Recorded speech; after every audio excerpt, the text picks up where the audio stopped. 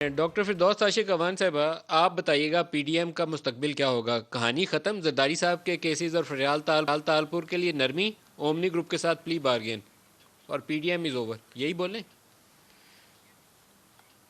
دیکھیے P T M اپنے خود جو ہے وہ سیاد جو ہے وہ خود اس میں آ گیا ہے جال میں. اس کا اب مستقبل آپ تب کریں پوچھیں جب اس کا کوئی حال ہو. حال جس چیز کا نہیں ہوتا اس کا مستقبل بھی نہیں ہوتا.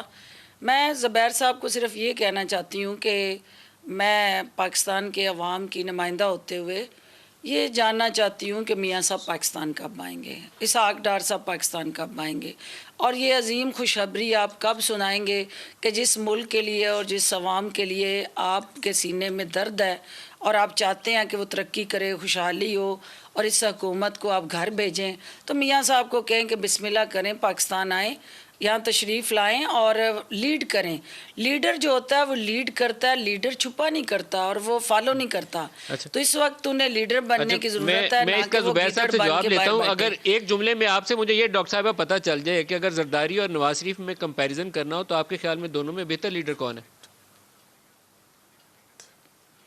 زرداری نے ہمیشہ جو ہے وہ چارو شانے چیت نون لیگ کو کیا، اور میرا میچ چونکہ ہمیشہ نون لیگ کے خلاف ہی رہا ہے، تو میں چاہوں گی کہ زرداری صاحب نے جس طرح ان سے بدلہ لیا اور وہاں پہ بلا کے گڑی خدا بخش میں جیے بھٹے کے نعرے لگائے ہیں، تو وہ جو بار بار وہ کہتے تھے نا کہ democracy is the best revenge, تو جو ڈیموکریسی بیسٹ ریونج انہوں نے مریم بی بی کو بار بار وہاں بلا کے فاتح خانیاں کرا کے جلسوں میں، آف کورس جو انہوں نے ان سے بدلہ لیا ہے، جو اس وقت ان کو ٹکرے گا ہمارے لیے وہ ہیرو ہوگا.